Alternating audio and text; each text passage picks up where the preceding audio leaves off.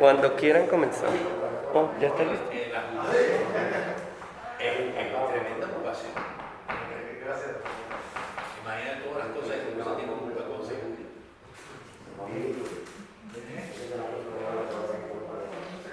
Se jubila. Oye, yo no estoy conduciendo esto, ustedes tienen que decir, ya van a empezar. ¿Crees que ya? No, ¿qué dicen? Bueno, sí, sí. Bueno, que si quieres abrir. ¿Ya va a empezar ya? Si quieres podemos empezar ya. Dale.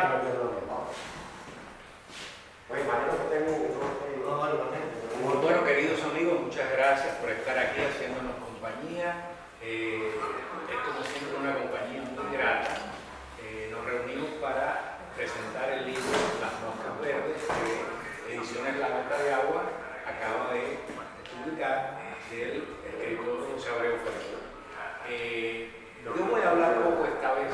Por general yo hablo mucho más, pero yo esta vez voy a hablar poco porque él se rehúsa un poco a hablar. Y realmente yo creo que las cosas importantes que decir, pues la voy a ver. Está saliendo esto mismo. Ay, que porque él se rehúsa. Algún problema tengo. Las cosas verdaderamente importantes sobre este libro, quien las tiene que decir es el autor. Solamente voy a adelantar algunas cosas, espero que lo compren. Más que nada como estímulo al propio autor.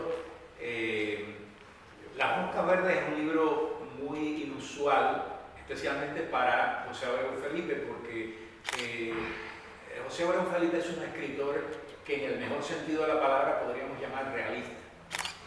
Se acerca no sin imaginación a experiencias y las recrea de una manera imaginativa, pero realista en general.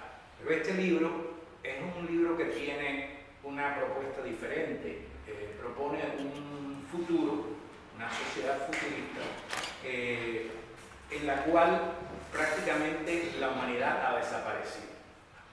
Y los que viven o sobreviven, no hay manera a veces de distinguir entre quién es realmente un ser humano y quién no lo es. Pero todos tienen la apariencia humana. Es un libro que a mí me parece que a la vez que hablar de manera un poco burlesca de una utopía, es también una distopía. Porque hablando con él en algún momento, pues me habló de que era en cierto modo una especie de reflexión futurística en aquel momento, ¿no? De la sociedad cubana, ¿cierto?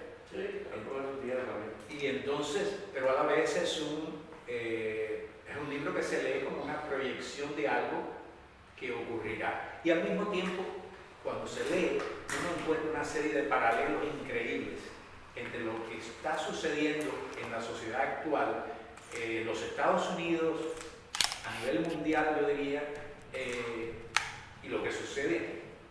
Entonces, creo que son muchas cosas que la hacen extremadamente atractiva e interesante. Definitivamente es un libro que se lee con mucha facilidad, que se lee casi que uno no puede parar, pero al mismo tiempo es un libro que obliga constantemente a hacer reflexiones sobre distintos aspectos.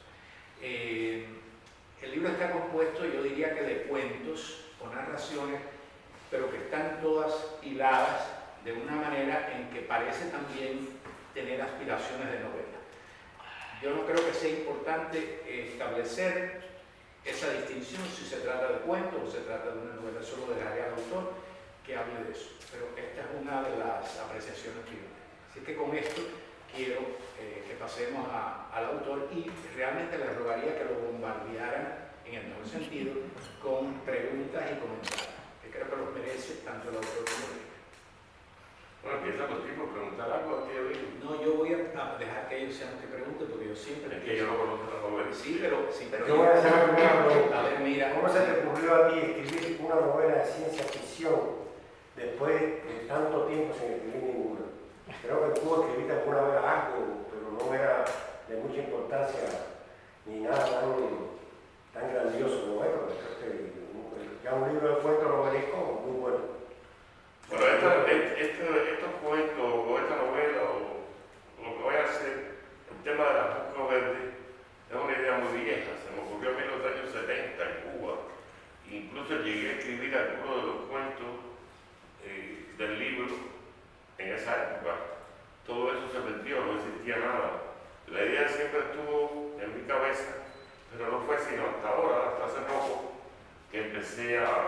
retomé la idea y dije, déjame llevarla a cabo. Y escribí los cuentos. El libro sí es un libro futurista, está dividido en dos partes, son 14 crónicas antes y después de una hecatombe mundial, diría yo.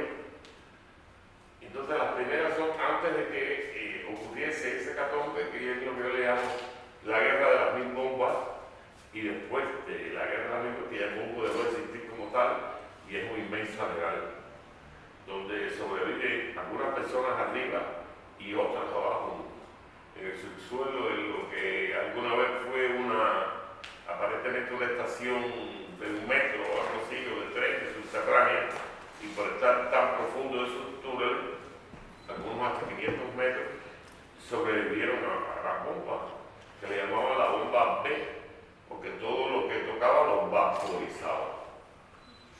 En la primera parte hay como saltos en el tiempo. La primera historia, que es Happy Flight, o sea, feliz viaje, ilustra cómo sería un viaje en avión no muy lejano, pero por las cosas que mencionan, ya te das cuenta que estás en el futuro. Porque, por ejemplo, recuerdo hablar de una reunión familiar que va a ocurrir en Madrid, donde van a ocurrir todos los hijos, y la madre que está en Madrid le pide que le traigan una serie de tesoros. Y los tesoros, por ejemplo, son los frijoles negros, que han desaparecido, no existe. Una raspadura, tampoco existe, y cosas por el estilo, que ella tenía en su memoria gustativa y olfativa reservada. Y van apareciendo otros personajes y otras cuestiones que son típicas de esa primera etapa, como el Rodón, una especie gigantesca de cine, digamos así, de teatro, donde los hologramas y las personas se mezclan, y hay una historia relacionada con eso. Y en la segunda parte ya existe ese mundo de arriba muy minuciosamente milimetrado a cada aspecto de la vida cotidiana, al extremo que ya, por ejemplo, no existe cine, no existe teatro, no existe cabaret, no existe trabajo. La gente es parte de esa. Y los de abajo a cada rato suben y entran en ese mundo a cazar pájaros, que son unos bichos raros, que son las moscas de la novela. Se especula que es para comerse, pero no es para comerse, sino porque son como un símbolo de ese mundo superior. Y después regresan a lo suyo y hacen su vida ya. Pero hay muchas ocasiones en que realmente, cuando uno viaja, como viajo yo constantemente entre Filadelfia y, bueno, en estos 2 años ha sido entre Filadelfia y Miami, antes viajaba más también a Europa, etc.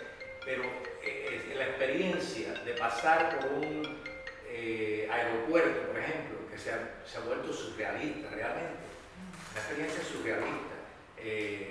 En cierto modo se ve en el, y por ejemplo estar en el Times Square en Nueva York, es un poco lo que pasa allí, ¿no? La gente va a verse, y los selfies y todo eso, es decir, que es una novela que se anticipó, es una obra, digamos, ¿no? Que se anticipó. Por eso yo digo que es en cierto modo una proyección y en cierto modo también una especie de, pero es una utopía vista de una manera Un poco macabra. macabra, sí. Aunque yo creo que también es un poquito de humor. Hombre, claro. Tiene su humor también. Yo creo que la gente no se va a aburrir leyendo. No, para nada. José, una pregunta. Acabas de decir que las moscas verdes eran como unos pajarracos, no eran como Sí, eran unos bichos raros. y que lo cazaban, pero no lo comían. ¿Y por qué lo cazaban? Porque eran símbolo de esa sociedad. Estaba hasta en la bandera de esa sociedad. Era como una visión de libertad. Entonces, Pero lo cazaban para acabar con aquello. Para acabar con ellos. sí, porque Para acabar con esos pájaros. no hay redención en la obra. No hay, Ellos los de arriba pensaban que era para comérselo. sí, pero y los de pensaban abajo que era tampoco para es que sean los O personajes. sea, que si hubiesen acabado con las moscas verdes, hubiera desaparecido aquella sociedad. No, pero hubiera desaparecido el símbolo de esa sociedad. Sí, la destrucción yo creo que es el elemento característico de esto. Es decir, una especie de voracidad, de canibalismo, ¿no? ¿No dirías tú que hay como una especie de canibalismo en la... Entonces, lo que hacían era cazar las moscas verdes, era un símbolo que honraba a la gente de arriba. Sí. Y que la gente de abajo no le interesaba para nada. No, la gente de abajo lo odiaba. Además hay una cosa respecto a los nombres de los personajes que es muy interesante en algunos casos, no todos los personajes, pero algunos personajes tienen nombres que suenan muy bien como en las películas estas de la, ¿cómo se llama? Las películas estas que salieron de la guerra, De la galaxia. sí, exacto, de la galaxia y todo eso, pero que en realidad son primeras sílabas de un nombre. Por ejemplo, Nick podría ser Nicolás, ¿no? Y vos, podría ser José, etcétera, etcétera. Así que juega también muy bien con eso, ¿no? Que hay el elemento ese, pero si uno no se da cuenta de lo que puede ser, de todos modos, el nombre suena muy a eso, a Guerra de las Galaxias, ¿no? Esos personajes raros que... Esa es la segunda parte. La Los segunda personajes principales, los nombres tienen 3 letras. ¿No? Sí. Y los animales, una sola. Ah, eso no me di cuenta. El perro con el No blanco. sé si el libro aborda o no se toca ese tema, que a pesar de todo, los humanos siguen reproduciéndose. Sí, pero arriba es una reproducción artificial. No tiene relaciones el hombre con la mujer. Hay un lugar que le llaman el Palacio de la Vida, donde las mujeres tienen que acudir una vez al mes, y parece que allí lo que hacen es utilizar los óvulos, guardarlos, sacarlos. Y los hombres también viven otros días, me imagino que cogen esos elementos también y los unen artificialmente. Hay un capítulo que explica toda la revolución arriba. Abajo no, abajo ocurre como ocurre en toda la vida, en todos los lugares. El hombre con la mujer, etc. Y los de abajo y los de arriba se comunican. Se odian. Los de arriba quieren destruir a los de abajo. Y hay guerras entre ellos, no llegan. No llegan porque no saben de su existencia, no saben en qué lugar están. Saben que existen porque una cuadrilla que ellos llaman de cazadores, a cada rato entran arriba, que es simbólico también, no voy a decirlo, pero como se llama el país, arriba también tiene su simbología, cuando lo vean se darán cuenta. Y ellos entran, los cazadores entran por una especie de entradas secretas que tienen y incursionan y matan pájaros, es lo que va a decir, matan pájaros. A veces los matan a ellos también, en algunas ocasiones matan a algunos de ellos también. ¿Son muertos por los pájaros o por Por los hombres de arriba, porque tienen como ojos guardianes en el parque. Yo creo que no hay que perder de vista que realmente esta es una humanidad muy deshumanizada, no en el sentido solo de crueldad. y que no deja de guerrear, es así? Claro, claro. A pesar de que tienen una hecatombe similar. Sí, exacto. Sí, la subsistencia se libra en términos de, qué sé yo, de no permitir al otro, ¿no? Pero tienes vamos a llamarlo un aparte, en algún momento, en que hay un elemento que yo diría erótico, muy fuerte en uno de las, ¿no? Pues, Sí. habla de ese momento, porque yo creo que ese momento es decisivo en el libro, va más allá de la cosa de la reproducción, ¿no? El placer. Sí, ese es un poeta que se llama Francisco, Francisco. La mujer le llama Francisco. Y es una relación, lo que narra es una relación sexual entre ese hombre y esa mujer, con unos términos muy científicos, no hay ninguna parte. Las palabras están muy bien escogidas para que sea una cosa fría, no hay erotismo en el cuento. Lo que está narrando es erótico, pero no hay erotismo en lo que es. Y al final del cuento te enteras que el hombre es un robot, no hay ningún hombre, es un robot. Que ella lo utiliza, tiene una pulsera con satisfacción 1, 2, 3, 4, 5, al final ella quiere probar las 5 y casi la mata. Sí. ¿Eso sucede arriba o abajo? Arriba. Sí, ese es la otra cosa, ¿no? Los dos mundos, es decir, él no privilegia uno u otro, sino que se va dando como esta especie de toma y daca, ¿no? Es decir, el propósito no es, creo yo, redimir a ninguno de los dos mundos. Se describe. Se describe, exacto. Nada más. Yo pienso pienso que, bueno, eso más bien, ese cuento pertenece a la primera parte, que eso es cómo se relaciona la gente arriba. En la segunda parte creo yo que es más natural, más cotidiana, ¿no? Bueno, porque ya- termina con una boda, porque ya has establecido en la primera parte justamente el precedente, lo que sea. y alguna gente de arriba se escapa también para ir hacia abajo. El rey rescata a una muchacha Sí, sí, y exacto. la lleva abajo. A ver, como la novela tiene su complejidad, ¿no? ¿Cuánto te demoró escribirla, diseñarla? Bueno, pero aquí está la fecha. Dice aquí, Realmente es una novela. Yo no me voy a meter. y yo. Bueno, por algún lado lo dice. Esta historia la comencé a escribir en el exilio vienense el 27 de diciembre del 2012 y la terminé con largos periodos intermedios de inactividad o frustrante sequedad creativa el 23 de julio del 20, o sea, casi 8 años, pero me demoré en escribirla, pero con muchos años por el medio que no escribí nada. Y si yo te preguntaría, moraleja, ¿Eh? moraleja, No sé si hay moraleja. No sabría cuál sería la moraleja.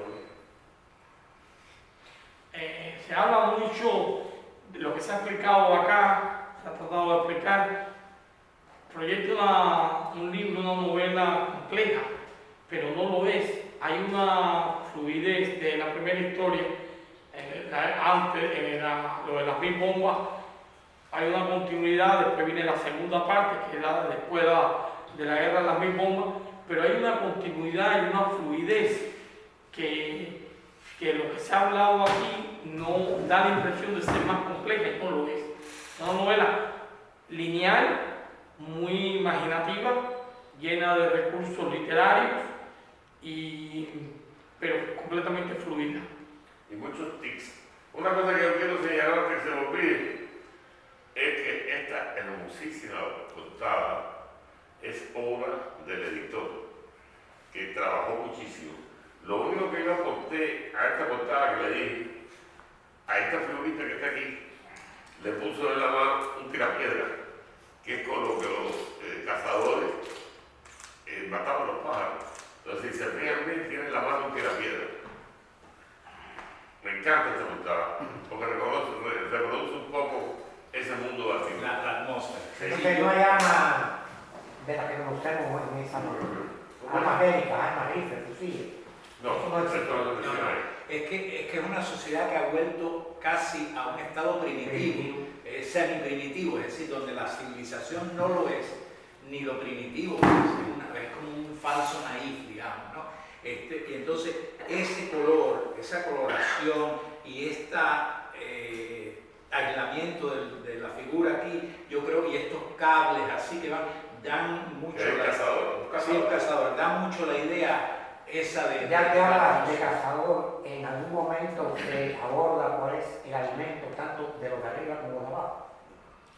Bueno, de los de arriba no se dice, pero de los de abajo sí, y es normal, porque los de abajo, cuando comienza la guerra, la gente que vivía en una gran ciudad salen a refugiarse en la estación del tren y salen ellos solos, pero se llevan maíz, se llevan trigo, se llevan sus animales y allá abajo aguantan todo y empiezan a reproducirse después. Pero con todo aquello, por siembran maíz, hay un río que pasa por abajo, que mete el agua y con el tiempo llegan hasta crear un sistema de transporte para moverse dentro de aquello, crean distintos barrios donde viven los personajes y crean sus jerarquías y una manera de destruir algo que tenían todas las personas arriba, que a los 8 días de nacido le inyectaban en la vena algo que le llamaban la gota, que era un elemento por el cual el Estado controlaba a la persona, ya que mediante esa gota se suministraba y se sacaba información del individuo, dónde estaba, algo parecido a los celulares que todos ustedes tienen en el bolsillo, que dicen dónde están, qué están haciendo, con quién hablaron, qué tiempo habló, cuánto habló. Pero este iba un poquito más allá, porque cuando ellos no les convenía lo que tú estabas haciendo, podían dormirte o matarte a través de la bota, haciendo que la bota explotara. Entonces cuando ellos rescataban a alguna persona de arriba, lo primero que tenían que hacer era sacarle la bota del cuerpo. Abajo. Y que la bota podía ser también la vacuna del COVID, ¿no? Vamos a aclarar. Según por el Senado debe ser la O un chip también. Hay un momento en que los personajes que están en el subsuelo, en esa estación, salen al exterior. Y hay capítulos que se desarrollan en el exterior.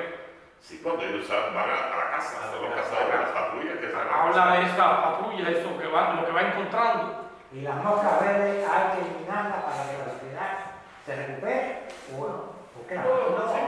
Yo creo que es una que refleja no solo el antagonismo, sino el afán de emulación o de lo que sea entre los dos grupos, ¿no? Es decir, esas moscas son, que las llaman las moscas, no son un Sí, no son moscas. Es Exacto. un símbolo, es un bicho raro, pero en sí lo que es la mosca verde es un insecto que a mí desde niño me impresionó mucho. Porque tú estabas en el medio del monte, en el medio del campo, y ella no se veía por ningún lado. No había la mosca verde. En cuanto aparecía un animal muerto, llegaba ahí. No se sabía dónde llegaban, pero aparecían. Y eso es algo que a mí me impresionó, los bichos tan feos. Sí, La mosca verde era tan fea. las alas así. La idea original primaria de este concepto del libro de las moscas verdes, que yo sé que tú hace 50 años ya tenías la idea de este libro, de esta historia. Yo no soy tan viejo. El punto es, era siempre desde un principio las moscas verdes estuvo enfocado en una vertiente de ciencia ficción o eso fue evolucionando con el tiempo. Siempre tuvo. Yo creo, tú hablaste de Tex, y yo creo que uno de esos Tex puede ser justamente el título, porque se trata justamente de que la palabra y los conceptos están desvirtuados, y entonces esto realmente no tiene nada de moscas. Entonces es un poco por eso, es un poquito como el Hay una parte que se describe a los bichos y no son una mosca para nada. no para nada. Sin embargo, hay otra parte que se describe que había unos textos que pasaban de generación en generación Exacto.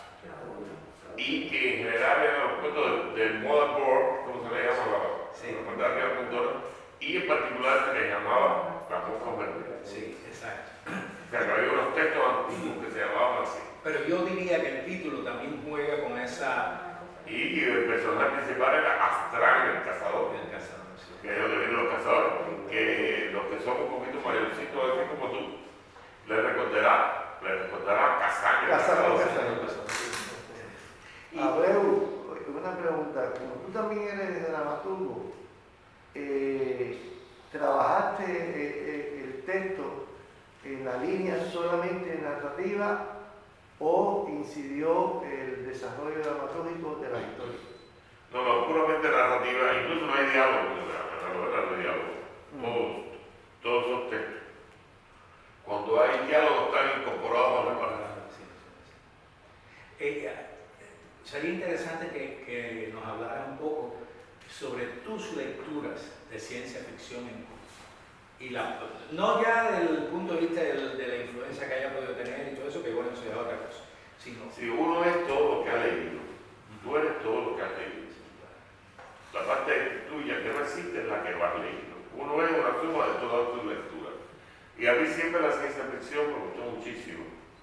Allá en los años 60, finales de los 60, surgió como una colección que la hacía Hurtado, que se llamaba Colección Dragón, que empezó con las crónicas marcianas de Bradbury, después creo que el hombre ilustrado, para G 451, una de ellas, de las tres, entonces no me van a leer las tres, empezó por ahí, pero ahí también se publicó Asimov, y aquí hay algunos clásicos de la ciencia ficción.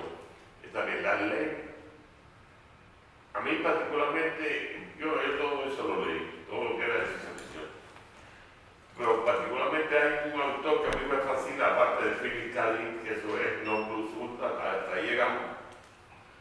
Eso es lo máximo de ciencia ficción para mí, que se llama William Dixon, que escribió un libro fabuloso que se llama Neuroman. Para mí es la gran novela de ciencia ficción de este siglo. es decir, que tú no eres uno de esos escritores que, tomándose demasiado en serio, cree que la ciencia ciencia ficción es... No, a mí me encanta la ciencia ficción. La ciencia ficción a veces es superior al 90% de las novelas que tú te encuentras por ahí. Sin embargo, tú eres un escritor más realista que... Sí, porque yo tuve siempre un proyecto de vida que era, siguiendo un poquito el Juan Cristóbal de Roland, de escribir la biografía de un personaje desde el nacimiento hasta la muerte. Y con el tiempo, mi vida se fue incorporando en ese proyecto y así surgió El olvido de la calma, que es mi pentalogía, 5 libros, que recoge la historia de Octavio González Paula desde el nacimiento hasta la muerte. La primera novela, que es Barrio Azul, recuerdo de infancia. Por cierto, aquí en este libro también hay un barrio que se llama Barrio Azul. Los barrios allá abajo están separados por colores y el personaje principal, que es Luis, vive en Barrio Azul. Cuando se casa, que es el último capítulo, que es la ceremonia del lazo, se casa con Arkin, que es rescatado de arriba, que a mí me parece muy bonita la descripción de la boda. Va para su casa, que es el Barrio Azul. La segunda novela de esa pentalogía es Sabana a la Mar, que es cuando el personaje tiene 14 años y en 1961 se va a alfabetizar. La novela narra los meses que pasó, es una novela de aprendizaje, de adolescencia, en el campo. Un muchacho de la ciudad que de pronto se encuentra en un campo, en un lugar donde no hay luz eléctrica, no hay agua potable, no hay nada. Y descubre también su sexualidad. La de él, la de todos los que lo rodean, porque esto es una cosa ahí muy cotidiana. Como ocurre en el campo, realmente. Como ocurre en el campo. En el campo ocurre. La tercera novela de la pentalogía es Siempre la lluvia, y está dividida en jornadas, como las películas rusas de la época, que era la liberación, primera jornada, segunda jornada, 14ª jornada. Y está dividida en 3 jornadas, cada una representa un año de servicio militar obligatorio. Son los 3 años de servicio militar. Experiencia gloriosa que No, inolvidable. Hay una muerte en cada una de las partes y fue real esa muerte. La primera muchacha que lo mataron en la guardia fue accidental. Se le fue un muchacho un tiro con una metralleta, con una metralleta, un solo tiro, con una metralleta prácticamente insólita, le partió el corazón. Ahí lo cogimos entre 2 hoteles, lo llevamos para el hospital y se murió en el camino. Llegó al hospital muerto. Así termina la primera jornada, la segunda también hay otro muerto, que está también inspirado en un caso real. Y en la última hay un caso de otro muchacho que se lo deja abierto, que no se sabe si se murió o no, porque se corta la mano con un machete en el campo. En los 32 kilómetros. En los En los 32 kilómetros a caballo en Camagüey, en vertiente. Y después viene El Instante, que es una historia de amor en los años 70. Abarca una época terrible que es del 71 al 80. Termina con la embajada de Perú y el éxodo del María. Y la última, que el día de Dios ahora viene, es cuando son los últimos meses del personaje en Cuba, de poder seguir un poco una picaresca macabra, y el tiempo que vive en el exilio en Madrid y después en Miami, donde muere. No queda claro en la novela si se suicida o muere en un accidente. O sea, la novela recorre desde el nacimiento hasta la muerte de ese personaje, que tiene muchas cosas mías, pero otras no, porque yo, por ejemplo, no me he muerto todavía. Además, nos prometiste cuando hablamos de esa pentalogía en la librería Altamira, y allí mismo dijiste, no, porque ya no escribo más, no sé qué, es eso de mí. Todavía sigues escribiendo. Yo no puedo dejar de escribir. Ah, claro. Es una maldición. Hay otra cuestión, José, por lo que has comentado y has hablado con un programa. Los que moran abajo son más desarrollados que los de arriba. No, los de arriba son más desarrollados. Los de abajo son más primitivos. Las cosas que tienen son primitivas. Pues tienen sus barrios, tienen sus costumbres, tienen... Sí, pero arriba es una cosa puramente tecnológica. Puramente tecnológica. Podríamos decir que son más humanizados. Eso sí, bueno, habría que distinguir entonces a qué llamamos más desarrollados, porque en realidad los de abajo son más personas, Sí, son más personas. seres humanos. Los de abajo son los sobrevivientes de las mil bombas que ellos querían destruir. Y ellos Exacto, se estuvieron ahí abajo. Cuando estaba tan profundo, la bomba no llegaba ahí. se buscaban cómo lastimar a los que quedaron arriba, matando a los pájaros, que era su símbolo, y ese tipo de cosas.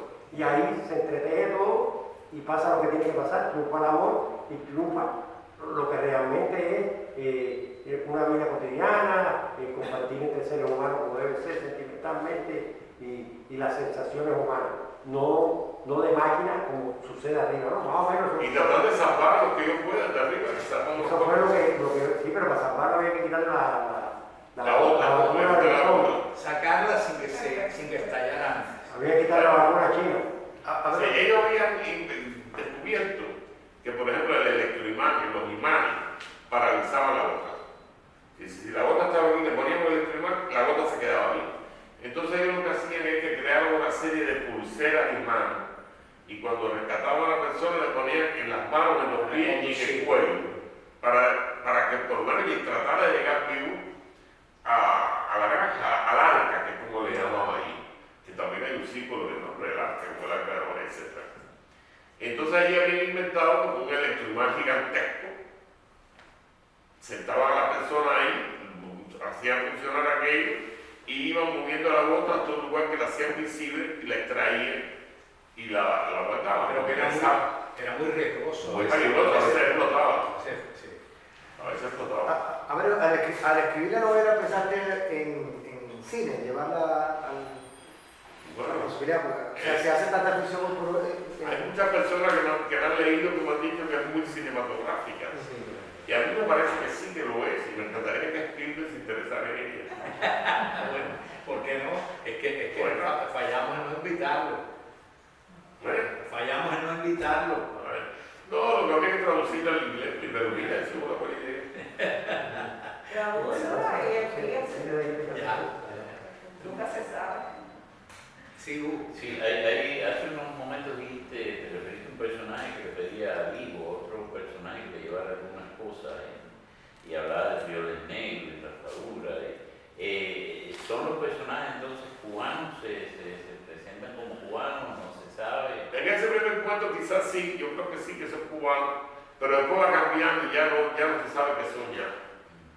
Va cambiando sí, los quizás personajes, pero hay muchos cubanos. quizás esos dos elementos sí son. Se van perdiendo. Pero se diluyen en la narrativa, no son de una manera caracterológica, así como para decir. Incluso podría ser de Estados Unidos, porque hay un gran cañón que tiene que atravesar, que queda todavía ese gran cañón, que podría ser el gran cañón de Colorado, en el cual yo viviré para hacer esa escena. Y en medio hay una cosa que me llaman el cementerio de los artilugios, que es como un basurero, que es donde la gente de arriba, con aviones, tiran todo lo que ellos no quieren para ir. Y no contaminando. Pero la gente lo aprovecha porque ya han sacado cosas para hacer sus cositas. Bueno, Hay que leerse la novela, lo que quieres decir tú. Que hay que leerse. Como si sigues hablando ahora. hay que leerlo. No, hay muchos detalles Sí. que no se han contado. Pero yo creo que sí creo que se puede llegar a una idea general de la novela y de los valores que tiene la Hay una amalgama de pesimismo y de optimismo, o es pesimismo todo. Yo no sé, son dos palabras muy radicales y antagónicas, pero radicales, prácticamente una anula a la otra. Y yo no creo que en la novela haya ninguna de las dos. La narración trata de ser plana, trata de ser expositiva, pero yo creo que no. En lo que sí es muy Abreu es en un humor soterrado, a veces sarcástico, así, es un poco corrosivo y eso está en la novela. En muchos capítulos. En muchos capítulos. Yo pienso que, para resumirla, la novela se debe leer y se puede leer porque es muy amena. Quedamos aquí en una novela. Es la obra. Realmente nos hemos referido como novela.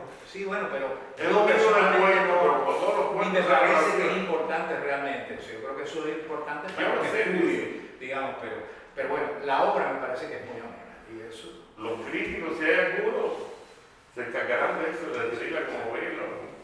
A mí eso no me. preocupa mucho.